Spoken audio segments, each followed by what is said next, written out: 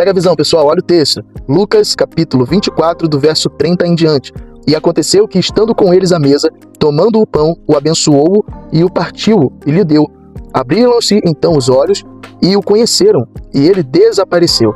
E disseram um para o outro: porventura não ardia em nós o nosso coração quando pelo caminho nos falava e quando nos abria as escrituras? Mano, nós estamos aí vivendo o período pascual, né? Onde após a ressurreição de Cristo, nós então agora aguardamos a promessa que Jesus fez a seus discípulos, inclusive nesse mesmo capítulo de Lucas. Nós vamos falar um pouco mais sobre isso no final dessa reflexão. Mas é interessante que no dia da ressurreição, a Bíblia conta essa história de 2 discípulos que estavam entristecidos, cabisbaixos, perplexos com as notícias que haviam ocorrido em Jerusalém acerca da crucificação de Jesus. Esses mesmos discípulos, a Bíblia até cita o nome de um deles, que é Cleopas. E esse discípulo, Cleopas, ele conta a Jesus, né, que estava ali no caminho com eles, mas eles não o reconheciam. A Bíblia diz que os olhos deles estavam como se estivessem fechados, né, de tamanha tristeza, de tamanha perplexidade do que havia ocorrido nos últimos dias na capital.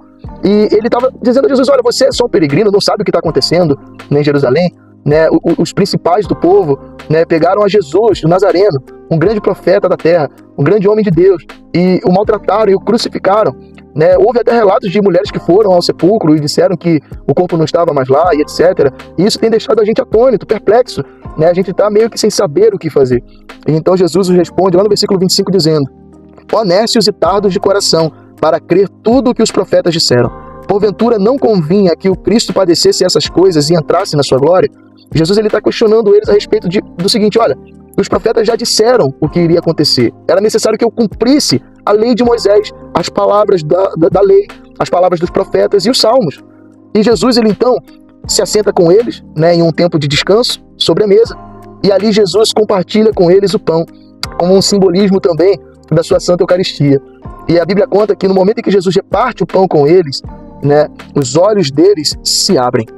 E quando eles o reconhecem, Jesus então desaparece.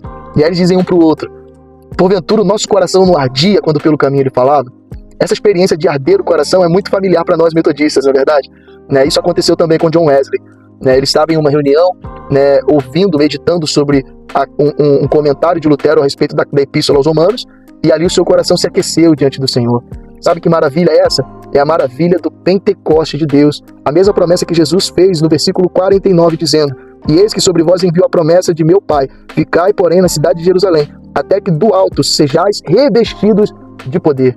Meu irmão, minha irmã, este revestimento de poder que Cristo nos concede é o Espírito Santo de Deus derramado no dia de Pentecostes, no qual nós celebraremos dentro de poucos dias. Estamos como os discípulos nesse tempo pascual, celebrando a ressurreição do Cordeiro de Deus que tira o pecado do mundo e aguardando a sua promessa, aguardando a promessa da vinda poderosa do seu Espírito Santo sobre nós. É uma festa na qual celebramos com muita ousadia, porque o Senhor nos concedeu poder para pisar sobre serpentes e escorpiões.